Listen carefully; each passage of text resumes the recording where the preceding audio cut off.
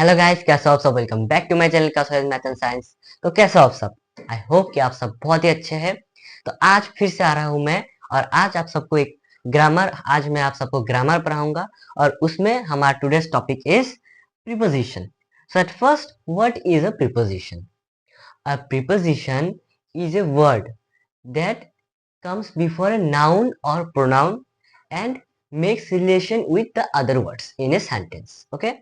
एक प्रीपोजिशन ऐसा एक वर्ड है जो कि नाउन और प्रोनाउन के पहले बैठता है और उस नाउन और प्रोनाउन के साथ सेंटेंस का जो बाकी वर्ड्स है उसके साथ रिलेशन क्या है वो बताता है।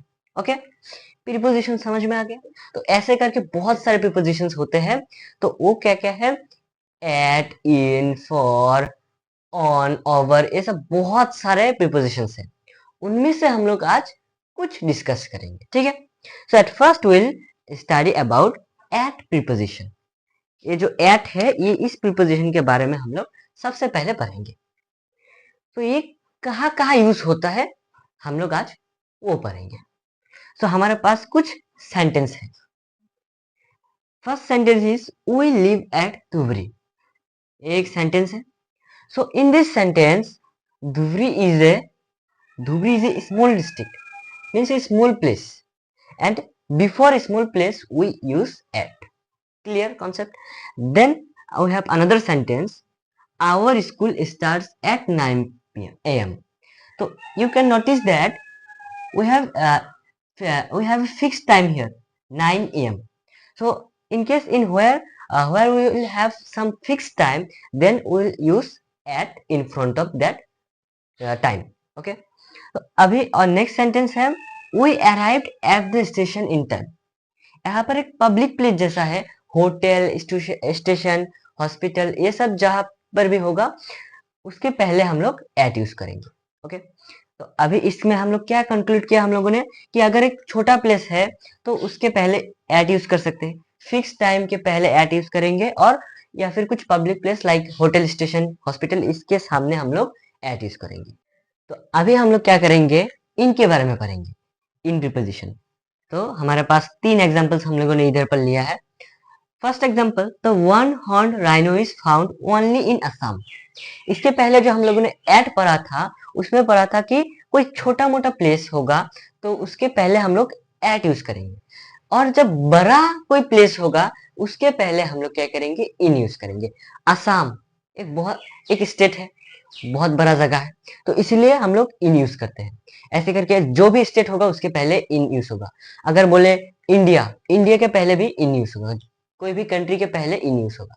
अभी और एक बात है कि अगर कोई मेजर सिटी है उसके पहले भी इन यूज होगा, like we live in Guwahati. अगर गुवाहाटी के पहले we live in Guwahati, Guwahati एक मेजर सिटी है, बहुत ही बड़ा सिटी है, तो इसीलिए इन यूज होगा इधर पर। कोलकाता के पहले भी इन यूज होगा, मुंबई के पहले भी इन यूज होगा, ठीक है। नेक्स्ट सेंटेंस क्या है, कुकू सिंग इन स्प्रिंग। जो कोयल बर्ड है वो स्प्रिंग सीजन में गाती है। तो इधर पर स्प्रिंग जो है एक पीरियड ऑफ टाइम है। पीरियड ऑफ टाइम क्या है, एक लॉन्ग टाइम, बड़ा टाइम। लाइक स्प्रिंग सीजन होता है मार्च महीने, मतलब March month to May month का टाइम जो इंटरवल है, उस टाइम इंटरवल को बोला जाता है स्प्रिंग सीजन। तो this is called as period of time. और एक चीज होता है पॉइंट ऑफ टाइम। जब एग्जैक्ट टाइम बोला जाता है तब उसको बोला जाता है point of time. Like we got independence on 15 August 1947।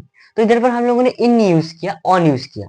तो जब मतलब एग्जैक्ट टाइम बोला तो ये होता है पॉइंट ऑफ टाइम, और जब कुछ टाइम इंटरवल होगा तो उसे बोला जाएगा पीरियड ऑफ टाइम। ये कॉन्सेप्ट हमेशा याद रखना है। तो अगर पीरियड ऑफ टाइम है तो उसके पहले हम लोग इन यूज करेंगे, ठीक है। Next sentence, he is in the room now. वो अभी रूम के अंदर है।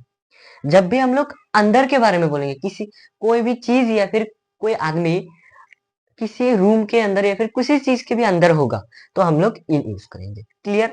तो फिर से रिपीट करते हैं क्या, अगर कोई major city, state, country, continent, ऐसा कुछ बड़ा प्लेस होगा तो उसके पहले इन यूज करेंगे। अगर एक पीरियड ऑफ टाइम होगा उसके पहले इन यूज करेंगे, और किसी चीज के अंदर होगा कोई चीज तो उसके पहले भी हम लोग इन ही यूज करेंगे। और आज के वीडियो का लास्ट टॉपिक हम लोग ऑन के बारे में डिस्कस करेंगे, और आज का वीडियो यहाँ पर खत्म हो जाएगा।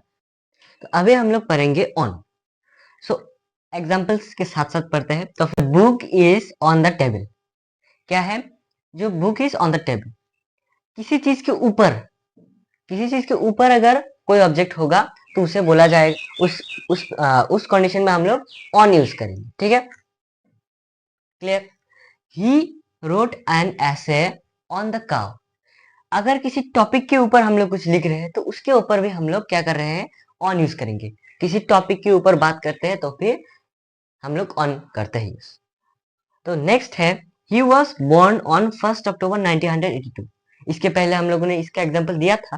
तो जब एग्जैक्ट पॉइंट ऑफ टाइम होगा तो उसे बोला, उसके पहले हम लोग क्या करेंगे? ऑन यूज करेंगे।